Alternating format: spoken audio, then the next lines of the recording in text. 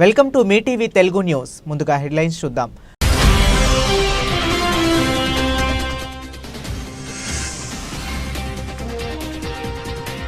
మేం రంగంలోకి దిగితే పరిస్థితి తీవ్రంగా ఉంటుంది. ఇరాన్కు ట్రంప్ హెచ్చరిక.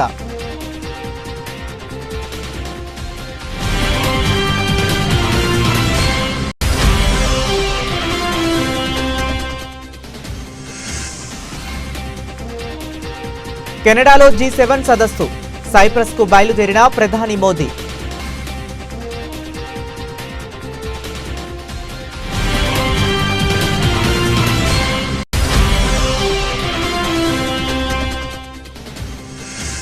కేరళలోని వయనాడ్ కాంగ్రెస్ ఎంపీ ప్రియాంక గాంధీ వాద్రాకు చేదు అనుభవం. ఆవిష్కరణకు ముందే పగిలిన ఫలకం.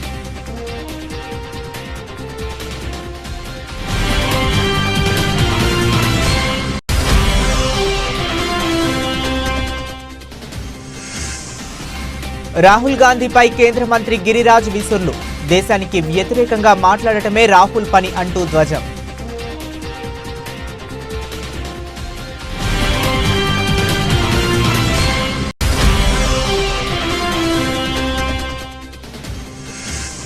సినీ పరిశ్రమకు అండగా ఉంటామని స్పష్టం చేసిన సీఎం రేవంత్ రెడ్డి. కొన్ని నిర్ణయాలు కఠినంగా ఉన్నా ప్రోత్సాహం ఆగదని వెల్లడి.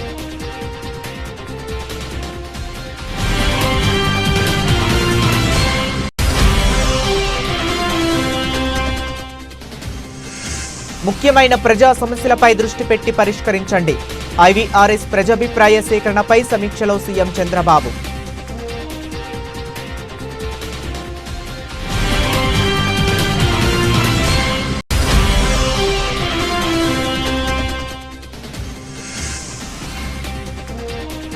స్థానిక ఎన్నికలపై పొంగులేటి కీలక ప్రకటన.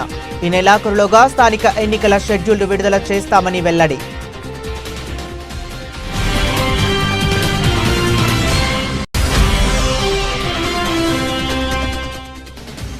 అనకాపల్లి వైఎస్ఆర్సీపీ కార్యాలయంలో కూటమి ప్రభుత్వం ఏడాది పాలన వైఫల్యాలపై పుస్తకావిష్కరణ. తమ నేతలపై అక్రమంగా కేసులు పెడుతున్నారని మండిపడ్డ మాజీ మంత్రి గుడివాడ అమర్నాథ్.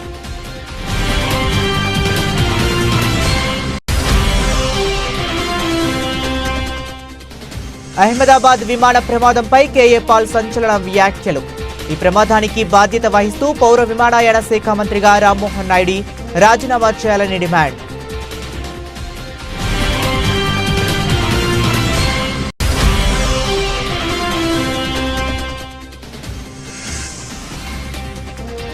మంచు విష్ణు కన్నప్ప ట్రైలర్ విడుదల. కీలక పాత్రల్లో ప్రభాస్, మోహన్ లాల్, అక్షయ్ కుమార్ వంటి స్టార్లు.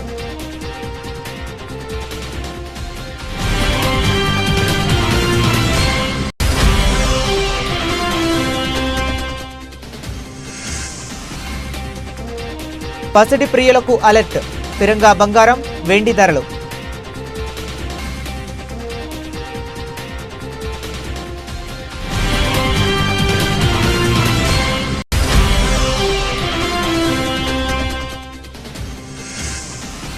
సర్ఫరాజ్ సంచలన ఇన్నింగ్స్. 76 బంతుల్లోనే 101 పరుగులతో విధ్వంసం.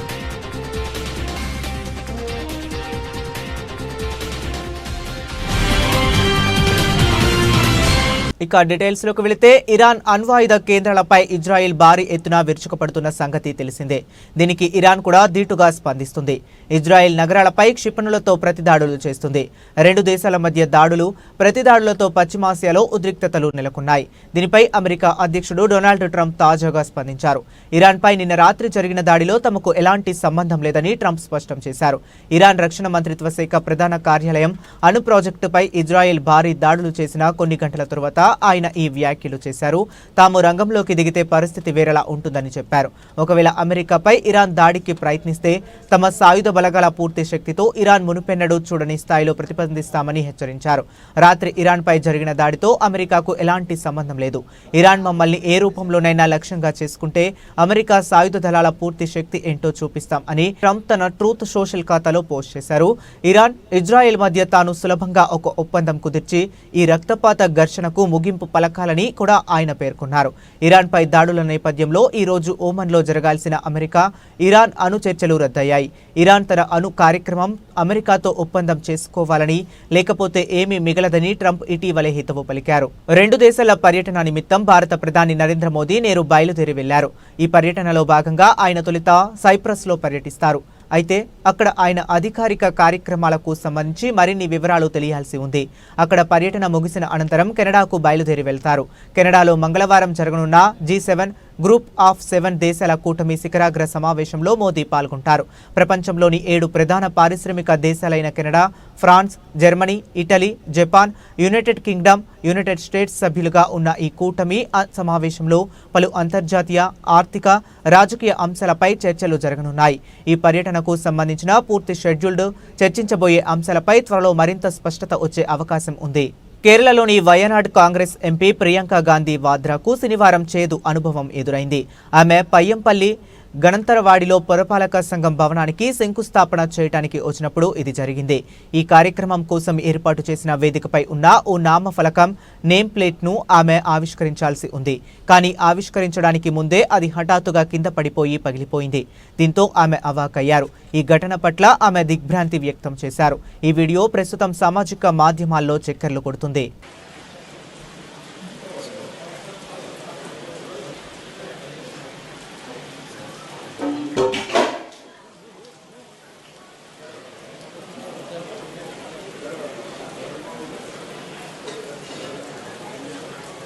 లోక్సభ ప్రతిపక్ష నేత రాహుల్ గాంధీపై కేంద్ర మంత్రి గిరిరాజ్ సింగ్ ఆదివారం తీవ్ర స్థాయిలో విరుచుకుపడ్డారు. మహాకుంభమేళ తొక్కిసలాటలో మరణాల సంఖ్యను ఉత్తరప్రదేశ్ ప్రభుత్వం తక్కువ చేసి చూపిందంటూ రాహుల్ గాంధీ చేసిన విమర్శలపై గిరిరాజ్ సింగ్ మండిపడ్డారు. భారతదేశ ప్రతిష్టతను దెబ్బతీసేలా రాహుల్ గాంధీ పదే పదే విదేశీ వార్తా సంస్థల నివేదికలపై ఆధారపడుతున్నారని ఆయన ఆరోపించారు. రాహుల్ గాంధీ చైనా, పాకిస్తాన్ రాయబార కార్యాలయాలను, బీబీసీ నివేదికలను నమ్ముతారు, కానీ సొంత దేశాన్ని నమ్మరు. ఇదే రాహుల్ గాంధీ విశ్వసనీయతకు నిదర్శనం అంటూ గిరిరాజ్ సింగ్ ఘాటు వ్యాఖ్యలు చేశారు. రాహుల్ గాంధీ ఇటీవలే చేసిన సోషల్ మీడియా పోస్టుకు ఆయన ఈ విధంగా స్పందించారు. ఆపరేషన్ సింధూర్ అయినా, ఏదైనా బీబీసీ కథనం అయినా ఆయన ఎప్పుడూ భారతదేశానికి వ్యతిరేకంగానే మాట్లాడతారు. దేశానికి వ్యతిరేకంగానే మాట్లాడాలని ఆయన శపథం చేసినట్లుంది అని గిరిరాజ్ సింగ్ అన్నారు. మహాకుంభమేళ తొక్కిసలాటలో మరణించిన వారి వాస్తవ సంఖ్యను ఉత్తరప్రదేశ్ ప్రభుత్వం దాచిపెట్టిందని రాహుల్ గాంధీ ఆరోపిస్తూ బీబీసీ నివేదికను ఉటంకించారు. కుంభమేళ తొక్కిసలాటలో మరణాల సంఖ్యను దాచిపెట్టినట్లు బీబీసీ నివేదిక వెల్లడించింది. కోవిడ్ సమయంలో లాగే పేదల మృతదేహాలను గణాంకాల నుంచి తొలగించారు. ప్రతి పెద్ద రైలు ప్రమాదం తర్వాత నిజాన్ని తొక్కిపెట్టినట్లే ఇప్పుడు జరుగుతుంది అని రాహుల్ గాంధీ ఎక్స్ లో పోస్ట్ చేశారు. ఇదే బీబీసీ నమూనా. పేదలను లెక్కించకపోతే జవాబుదారీతనం కూడా ఉండదు అని ఆయన విమర్శించారు. राहुल गांधी को चाइना के एम्बेसी पर भरोसा है, पाकिस्तान के एम्बेसी पर भरोसा है, बीबीसी के रिपोर्ट पर भरोसा है, देश पर भरोसा नहीं है। यही राहुल गांधी का विश्वसनीयता है। आज चाहे ऑपरेशन सिंदूर हो और चाहे बीबीसी का रिपोर्ट हो, ये वही बात करेंगे जो भारत के विरोध में होगा। पता नहीं इनके क्या है, ये इन्होंने संकल्प ले लिया है कि मुझे भारत के विरोध में ही बात करना है। తెలంగాణ ప్రభుత్వం కొన్ని సందర్భాల్లో కఠినంగా వ్యవహరించినప్పటికీ రాష్ట్రంలో సినీ పరిశ్రమ అభివృద్ధికి, ప్రోత్సాహానికి పూర్తి అండగా నిలుస్తుందని, అందరికీ సముచిత స్థానం కల్పించేందుకు కృషి చేస్తుందని ముఖ్యమంత్రి రేవంత్ రెడ్డి స్పష్టం చేశారు. హైదరాబాద్లో జరిగిన గద్దర్ తెలంగాణ ఫిల్మ్ అవార్డ్స్ 2024 ప్రధానోత్సవంలో ఆయన ముఖ్య అతిథిగా పాల్గొని విజేతలకు పురస్కారాలు అందజేశారు. ఈ సందర్భంగా ఆయన సినీ పరిశ్రమకు సంబంధించి పలు కీలక అంశాలపై ప్రసంగించారు. ఉమ్మడి ఆంధ్రప్రదేశ్లో కళాకారులను ప్రోత్సహించేందుకు 1964లో నంది అవార్డులు ప్రారంభమయ్యాయని, తొలి నంది అవార్డును అక్కినేని నాగేశ్వరరావు అందుకున్నారని ముఖ్యమంత్రి గుర్తు చేశారు. అప్పటి ప్రభుత్వాలు గొప్ప కళాకారులకు సముచిత గౌరవం ఇచ్చామని అన్నారు. అదేవిధంగా వివిధ కారణాల వల్ల 14 ఏళ్ల క్రితం ఆగిపోయిన ఈ పురస్కారాల ప్రదానాన్ని తిరిగి ప్రారంభించాలన్న ఉద్దేశంతో దివంగత ప్రజా గాయకుడు గద్దర్ స్మారకార్థం తెలంగాణ గద్దర్ ఫిలిం అవార్డ్స్ పేరుతో ప్రభుత్వం ముందుకు వచ్చిందని సీఎం వివరించారు. ఈ ఆలోచనను ప్రభుత్వ దృష్టికి తీసుకువచ్చిన నిర్మాత దిల్ రాజును ఆయన అభినందించారు. గతంలో భారతీయ సినిమా అంటే బాలీవుడ్ అని, తెలుగు సినిమా అంటే చెన్నై కేంద్రంగా ఉందని అనేవారని, కానీ ఇప్పుడు తెలుగు సినిమా భారతీయ చిత్ర పరిశ్రమకు చిరునామాగా మారిందని, హైదరాబాద్ దశాబ్దానికి వేదిక అయిందని ముఖ్యమంత్రి ప్రశంసించారు. ఈ ఘనత సాధించిన సినీ ప్రముఖులకు రాష్ట్ర ప్రభుత్వం తరపున అభినందనలు తెలిపారు. ఎన్టీఆర్, ఏఎన్ఆర్ వంటి మొదటి తరం నుంచి నేటి 4వ తరం నటీనటుల వరకు తెలుగు సినిమా ప్రస్థానాన్ని ఆయన గుర్తు చేసుకున్నారు. పవన్ కళ్యాణ్, మహేష్ బాబు, అల్లు అర్జున్ వంటి నటులు, అలాగే తన విద్యార్థి దశ నుంచి తెలిసిన బన్నీ, వెంకట్, అశ్విని దత్ కుమార్తెలు నాగ్ అశ్విన్ వంటి వారు నేడు గొప్ప నటులు, దర్శకులు, నిర్మాతలుగా రాణించడం సంతోషంగా ఉందని వ్యక్తిగత అనుబంధాన్ని పంచుకున్నారు. ఈరోజు హాలీవుడ్ అంటే అమెరికాకి వెళ్తున్నాం, బాలీవుడ్ అంటే ముంబైకి వెళ్తున్నాం. నేను అడుగుతున్న మిత్రుల్ని, రాజమౌళి గారిని, ఈరోజు ప్రపంచమే గుర్తించే విధంగా అద్భుతమైన సినిమాలను తీయగలిగిన మీరు ఆ పరిశ్రమను ఎందుకు ఈ గడ్డ మీదకి తీసుకురారు అని నేను మిమ్మల్ని అడుగుతున్నా. ఈరోజు రాష్ట్ర ప్రభుత్వం మీకు అండగా నిలబడ్డది. హాలీవుడ్ అమెరికా కాదు, బాలీవుడ్ ముంబై కాదు, హాలీవుడ్, బాలీవుడ్ హైదరాబాదు గడ్డ మీద ఉండాలి. మీకేం కావాలనో నాకు చెప్పండి, రాష్ట్ర ప్రభుత్వం మీకు అండగా నిలబడుతుంది. ఒక ఐటీ పరిశ్రమను, ఒక ఫార్మా ఇండస్ట్రీని, ఒక డిఫెన్స్ ఇండస్ట్రీని ఏ రకంగా ప్రోత్సహించినామో ఈరోజు ఫిల్మ్ ఇండస్ట్రీని అదే విధంగా ప్రోత్సహిస్తాం. మీకు కావాల్సిన ప్రణాళికలు అందిస్తాం. ప్రణాళికలు మీరు రచించండి. మా విజన్ డాక్యుమెంట్లో, తెలంగాణ రైజింగ్ 2047 విజన్ డాక్యుమెంట్లో ఫిల్మ్ ఇండస్ట్రీకి ఒక చాప్టర్ ఇస్తాం. ఆ చాప్టర్ని రాయాల్సిన బాధ్యత సినీ ప్రముఖులకు, ఇక్కడ ఉన్న పెద్దలందరికీ ఉంది. మీకు ఏం కావాలనో నాకు చెప్పండి. నేను ఒక మాట వేదిక మీద నుంచి సినీ ప్రముఖులందరికీ కూడా చెప్పదలుచుకున్నాను. రాష్ట్ర ప్రభుత్వం కఠినంగా కనిపిస్తుంది, కానీ మిమ్మల్ని అభిమానంగా చూసుకుంటుంది. మీ అభివృద్ధికి 100% తోడ్పాటును అందిస్తుంది. ప్రభుత్వం నడిపేటప్పుడు కొన్ని నిర్ణయాలు తీసుకున్నా అది మిమ్మల్ని ప్రోత్సహించడానికి, మిమ్మల్ని అభినందించడానికి, మీకు సముచితమైన స్థానం కల్పించడానికి ఈ రాష్ట్ర ప్రభుత్వం ప్రయత్నం చేస్తుంది. ఈరోజు ఈ వేదిక మీద నుంచి తెలంగాణ రైజింగ్ 2047కు ఒక ప్రత్యేకత ఉన్నది. ఈ దేశానికి స్వతంత్రం వచ్చే 100 సంవత్సరాలు 2047లో మనం పూర్తి చేసుకోబోతున్నాం. మరి స్వతంత్ర భారతదేశంలో 100 సంవత్సరాలు పూర్తి చేసుకుంటున్నప్పుడు మన దేశం ప్రపంచంలోనే ఒక అద్భుతమైన దేశంగా, మన దేశం ప్రపంచం ఎకానమీని శాసించే విధంగా మన దేశం అభివృద్ధి చెందాలి. అది పరిశ్రమలు కావచ్చు, ముఖ్యంగా IT, pharma, defence and film industry. Film industry కూడా ఈ దేశంలో ఒక గొప్ప పరిశ్రమగా రాణించాలనేదే మా ప్రభుత్వం యొక్క ఆలోచన, మా ప్రభుత్వం యొక్క ప్రణాళిక. ఏ శాఖలో ఎక్కడ ఎవరు అవినీతికి పాల్పడినా సహించేది లేదని, జీరో కరప్షన్ దిశగా రాష్ట్రంలో పాలనా వ్యవస్థను నిర్మించాలని ముఖ్యమంత్రి నారా చంద్రబాబు నాయుడు అధికారులను ఆదేశించారు. ఎక్కడ అవినీతి జరుగుతుందో అక్కడ ప్రధానంగా దృష్టి పెట్టి విచారణ జరపాలని, అవినీతి రుజువైతే తక్షణం చర్యలు తీసుకోవాలని స్పష్టం చేశారు. ఏడాది పాలనపై ప్రజల నుంచి వివిధ ప్రభుత్వ పథకాలు, కార్యక్రమాలపై వ్యక్తమైన అభిప్రాయాలపై ఉండవల్లిలోని క్యాంపు కార్యాలయంలో ముఖ్యమంత్రి అధికారులతో సమీక్ష నిర్వహించారు. ఈ ఏడాది కాలం కూటమి ప్రభుత్వంపై అత్యధిక స్థాయిలో సంతృప్తి వ్యక్తమైనట్లు ఐవీఆర్ఎస్ సిఎస్డిఎస్ ప్రజాభిప్రాయ సేకరణలో వెల్లడైంది. అధికారులు ముఖ్యమంత్రికి వివరించారు. ప్రజాభిప్రాయ సేకరణపై టెక్నికల్ ఆడిటింగ్ జరపాలని, సమస్యలు ఉన్న చోట సంతృప్తి పెంచేలా చూడాలని ముఖ్యమంత్రి అన్నారు. సంక్షేమం, ఉద్యోగాల కల్పన, రహదారుల వంటి 10 ముఖ్యమైన ప్రజా సమస్యలకు ఎక్కువ ప్రాధాన్యత ఇచ్చి వాటి పరిష్కారానికి కృషి చేయాలని చెప్పారు.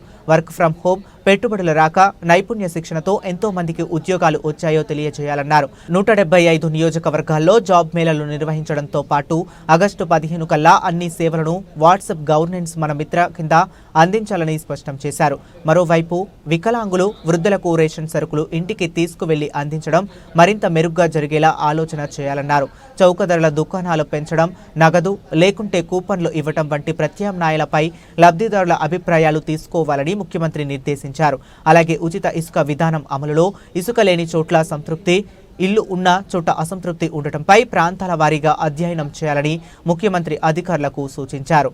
స్థానిక సంస్థల ఎన్నికలకు రంగం సిద్ధమైందని తెలంగాణ రెవెన్యూ, గృహ నిర్మాణ, సమాచార శాఖల మంత్రి పొంగులేటి శ్రీనివాసరెడ్డి తెలిపారు.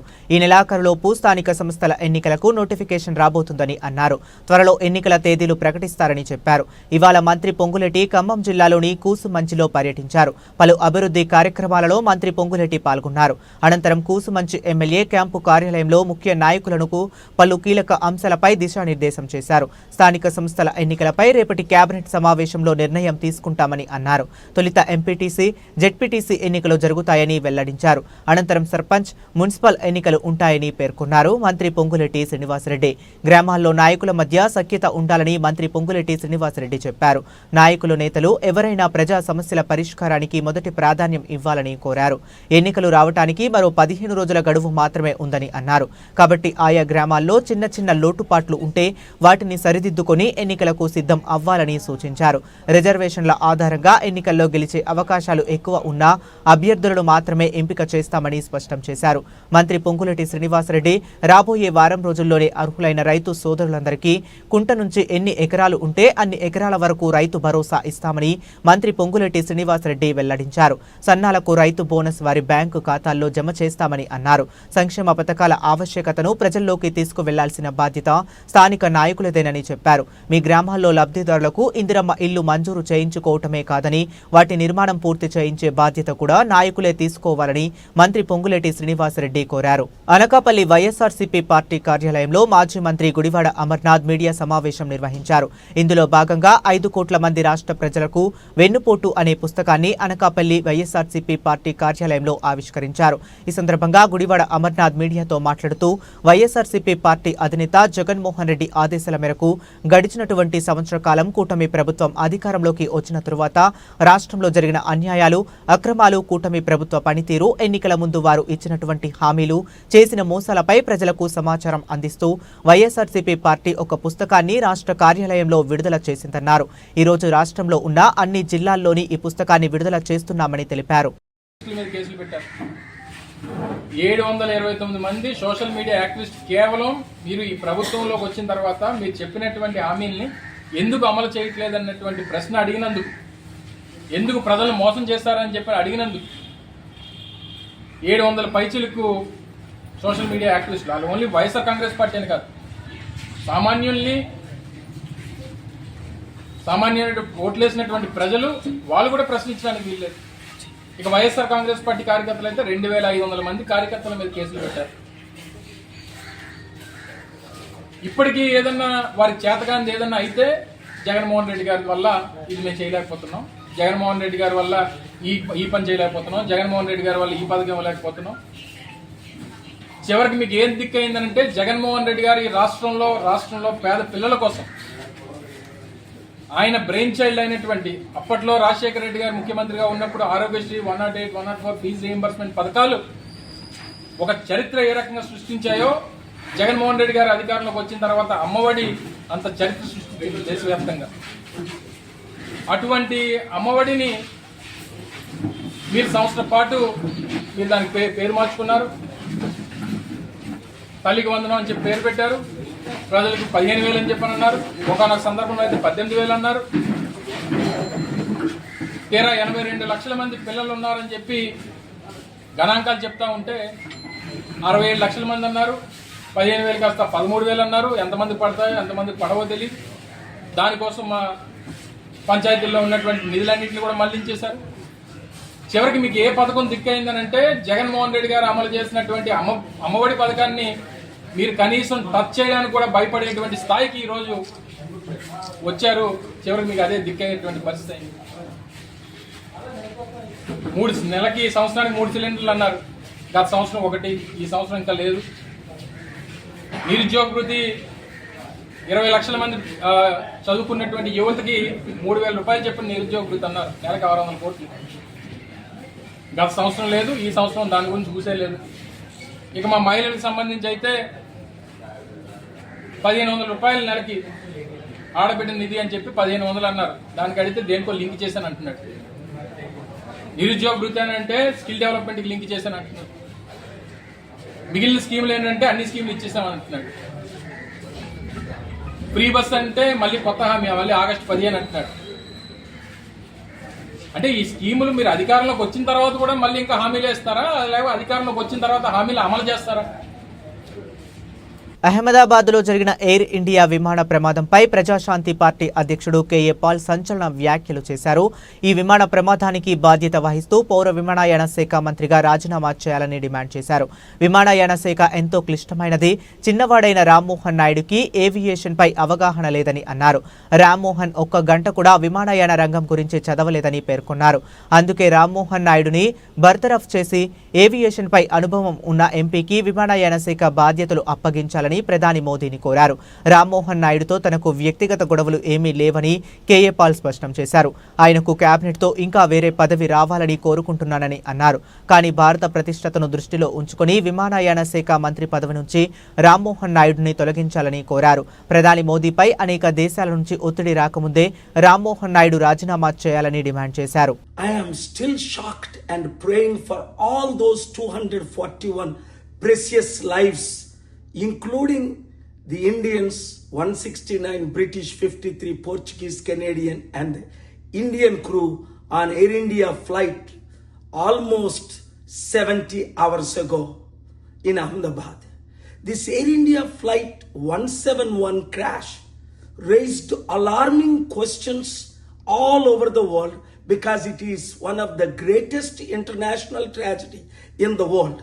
But the international community is raising questions why India is not taking seriously this matter.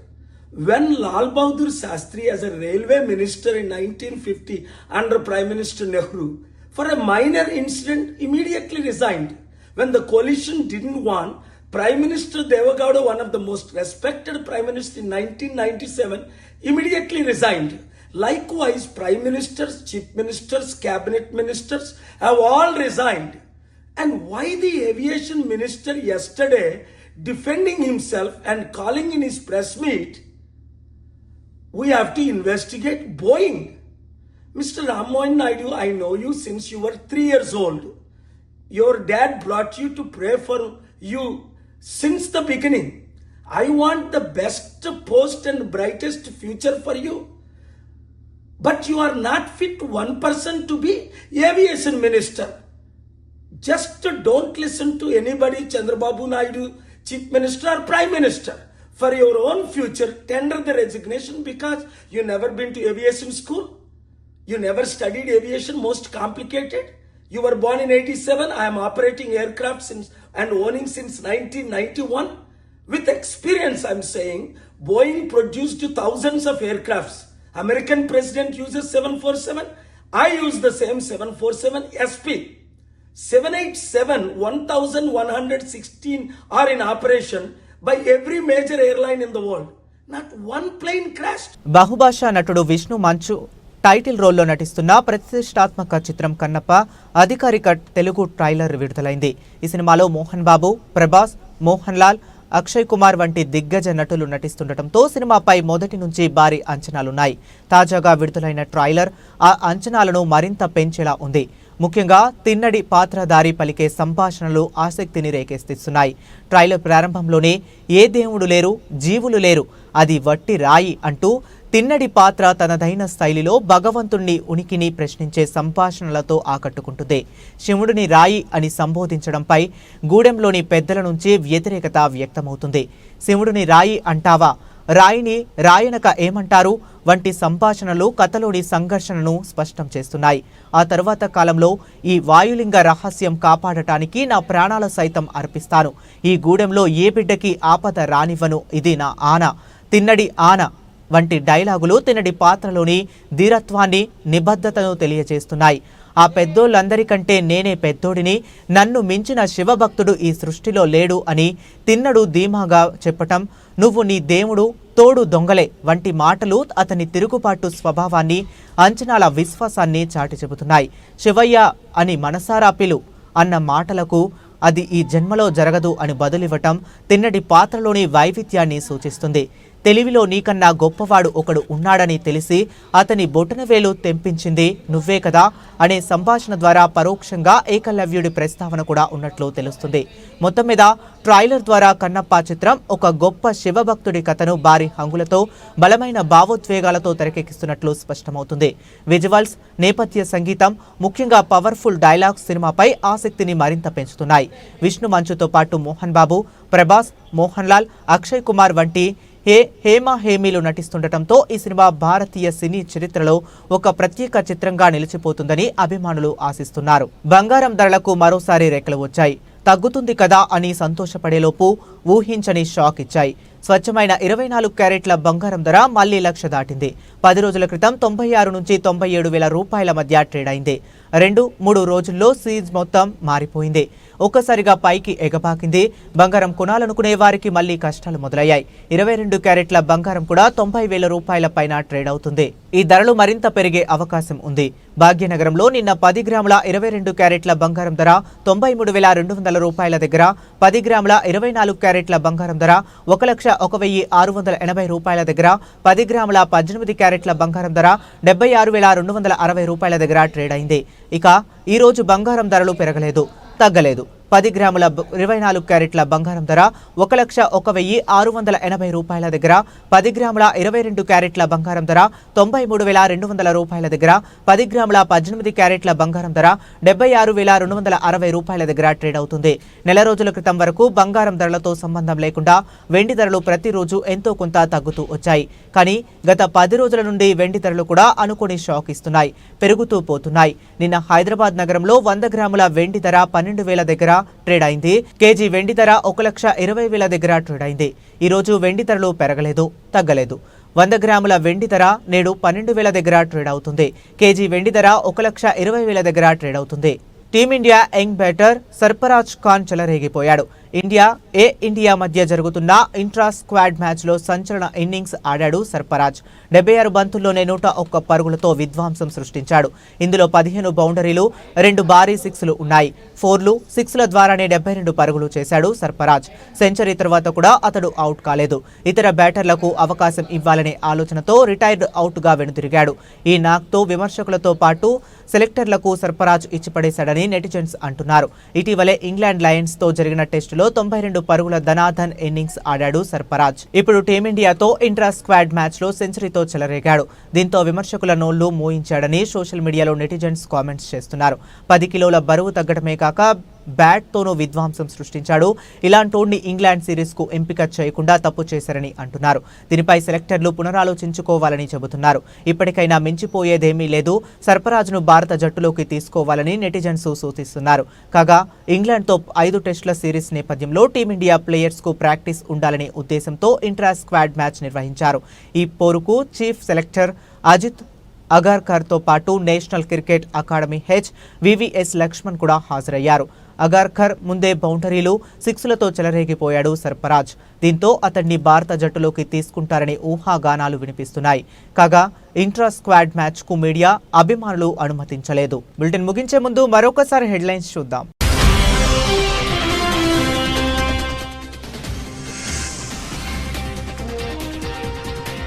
మేం రంగంలోకి దిగితే పరిస్థితి తీవ్రంగా ఉంటుంది, ఇరాన్కు ట్రంప్ హెచ్చరిక.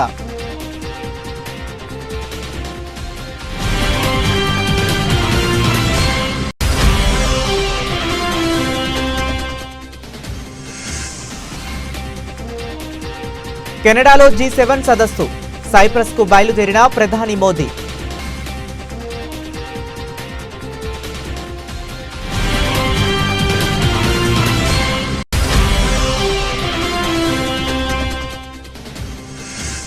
కేరళలోని వయనాడ్ కాంగ్రెస్ ఎంపీ ప్రియాంక గాంధీ వాద్రాకు చేదు అనుభవం, ఆవిష్కరణకు ముందే పగిలిన ఫలకం.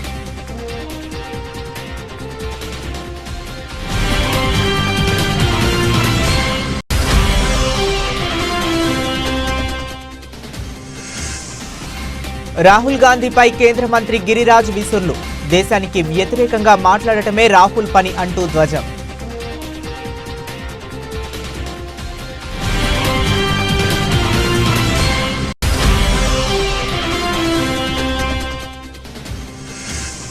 సినీ పరిశ్రమకు అండగా ఉంటామని స్పష్టం చేసిన సీఎం రేవంత్ రెడ్డి.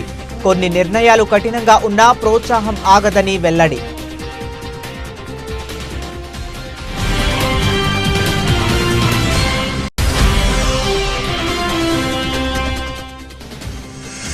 ముఖ్యమైన ప్రజా సమస్యలపై దృష్టి పెట్టి పరిష్కరించండి.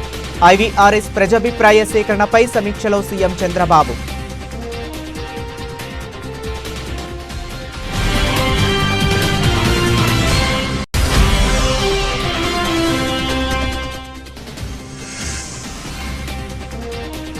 స్థానిక ఎన్నికలపై పొంగులేటి కీలక ప్రకటన. ఈ నెలాఖరులోగా స్థానిక ఎన్నికల షెడ్యూల్ విడుదల చేస్తామని వెల్లడి.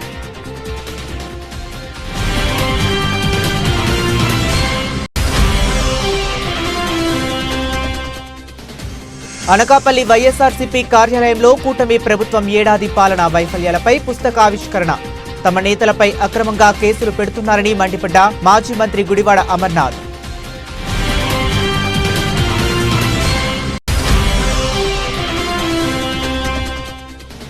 అహ్మదాబాద్ విమాన ప్రమాదంపై కేఏ పాల్ సంచలన వ్యాఖ్యలు. ఈ ప్రమాదానికి బాధ్యత వహిస్తూ పౌర విమానయాన శాఖ మంత్రిగా రామ్మోహన్ నాయుడు రాజీనామా చేయాలని డిమాండ్.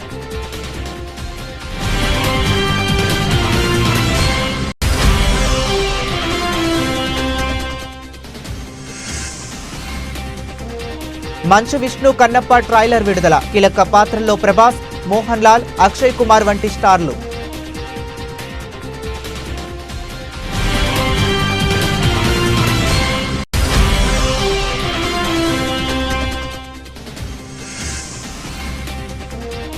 పసిడి ప్రియులకు అలర్ట్. స్థిరంగా బంగారం, వెండి ధరలు.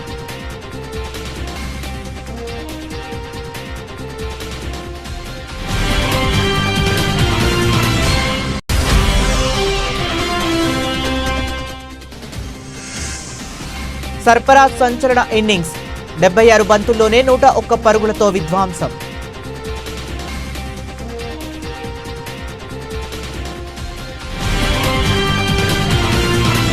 ఇవి ఇప్పటి వరకు ఉన్న అప్డేట్స్. మరిన్ని అప్డేట్స్ కోసం కీప్ వాచింగ్.